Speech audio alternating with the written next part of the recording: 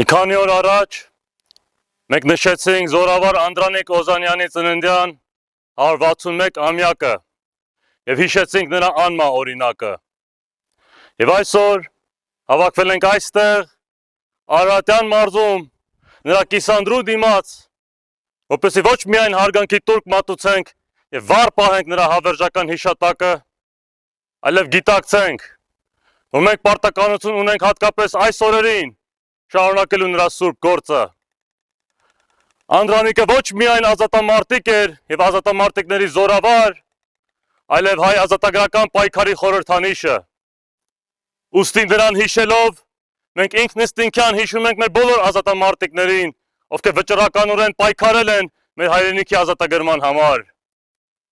Ինքնաբերաբար նաեւ հիշում ենք մեր ազատագրական շարժումը,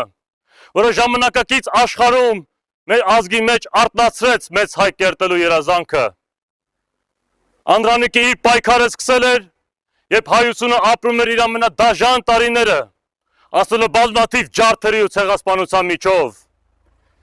Երբ շատերը կարծում էին, թե անհույս էր վիճակը, թե հայ ազգը դատապարտված է կործանման ճակատագիր ունենալուն,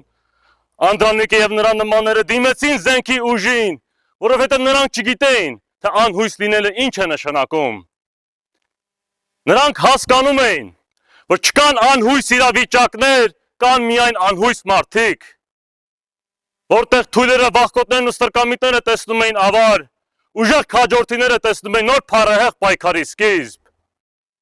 Նրանց մտքով երբեք չէր անցնում հանձնվել,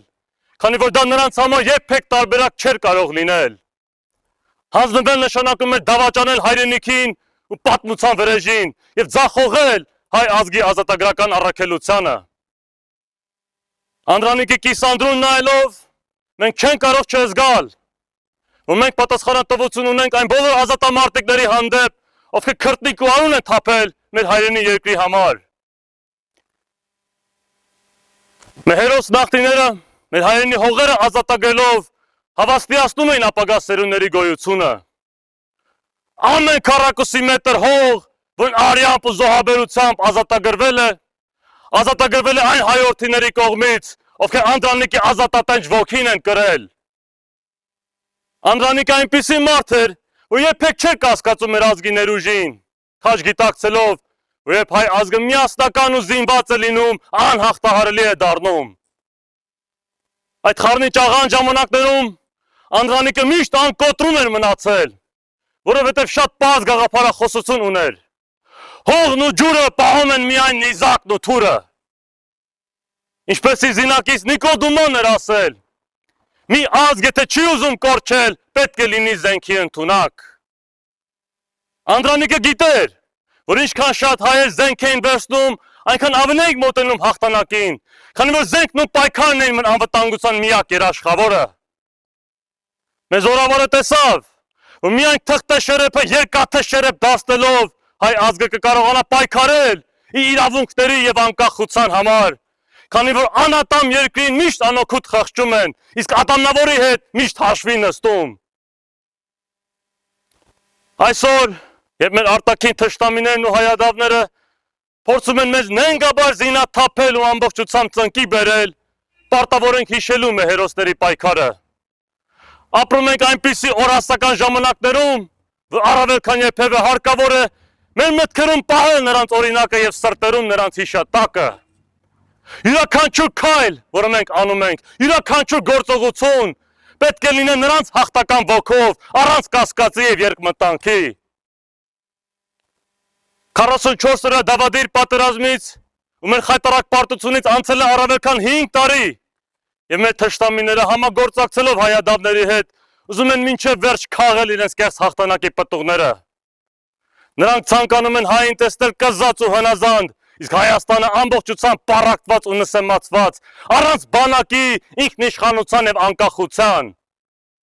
Իսկ մինչև երբ է շարունակվելու այս անպատվումը։ Պետք է Հայաստանի իշխանության ղեկին գա մի ազգային առաջնորդ, ով իր բռունցքը կխփի սեղանին եւ կասի վերջ, մենք այլևս չենք հանդուրժելու այս ստորացումը։ Մենք չենք ընդունում նրանց կեղծ խաղաղության օրակարգը, որը պարզապես հայ ազգի մարտական ոգին վերացնելու օրակարգ է։ Մենք կասկած չունենք, որ այդ հակահայկական օրակարգը ձախողելու է, իսկ նրանց ազգուրած իշխանությունը տապալվելու, որովհետև այն ինչ հիմնված է կեղծիքների վրա, չի կարող երկարաժամկետ հեռանկարում հաջողություն ունենալ։ Ոսոխը շարունակում է զինվել եւ անդադար սպառնալ մեր երկրին, խոսելով այսպես կոչված Արևմտյան Ադրբեջան ծրագրի մասին։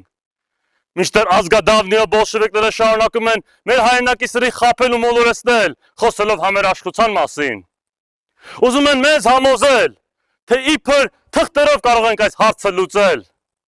Սակայն լինելով Անդրանիկի համեստ աշակերտները, մենք իմանում ենք, որ զենքին կարող ենք հաղթել միայն զենքով, սպառնալիքները կարող ենք ոչնչացնել միայն ուժ ցուցաբերելով եւ վտանգները կարող ենք չեզոքացնել միայն զինյալ պայքարով։ Միայն ուժային գործոնի վերածվելով մենք կարողանանք մեր բոլոր խնդիրները լուծել եւ մեր առջեւ դրված բոլոր մարտահրավերները հաղթահարել։ Մեր թշնամիները ուզում են գրավել մեր երկիրը եւ իրենց գերակայությունը հաստատեն հայոց աշխարհի վրա, անելով Հայաստանի Հանրապետությանը այն, ինչ արեցին Արցախին։ Իսկ մեր շարժումը այսօր աշխարհի դիմաց պնդում է, որ Հայաստանը ոչ թե Արևմտյան Ադրբեջանն է, այլ Ադրբեջանն է Արևելյան Հայաստան։ Նոր դարաշրջան է մոտենում, որտեղ միանշանակ այս խոսքերը իրականություն կդառնան։ Այս անգութ պայքարում կամ նրանք են անցնելու մեր դիակների վրայով, կամ Արարչի կամքով մենք ենք անցնելու նրանց դիակների վրայով։ Եվ գա մեզ ճգնաժամը եւ պատրվի այս ամբողջ պատրանքը, ճակատագիրը մեզ կստիպի անել այն, ինչ պետք է անենք ոսոխի ջախջախելու համար, փրկելով մեր հայրենիքը համընդհանուր մաստատումից եւ մեր անկախ պետականությունը վերջնական փլուզումից։ Հայ ազգը կրկին ոտքի կկանգնի եւ մեր հավերժության դրոշը առաջ կտանի։ Անդրանիկը մեզ խրատում էր. ամեն օր ձեր գլուխը բարձին դնելուց ու քնելուց առաջ հիշեք, թե այդ օրը ինչ եք արել ձեր ազգի համար։ Հետևելով նրա հրամանին, մենք այսօր երդվում ենք, որ ամեն օրվա, ամեն ժամին մենք միայն մտածելու ենք մեր հայրենիքի զարգացման, ազգի բարգավաճման ու պետության հզորացման մասին։ Եկել է ժամանակը, որ Անդրանիկի ոգով եւ մեր բազկի ուժով գրենք մի նոր պատմություն, որտեղ միայն մեր հաղթանակի շեփորն է հնչում։ Կեցցե մեր դյուցալդական զորավարի ու ազատամարտիկների փառավոր հիշատակը, կեցցե Հայաստանը։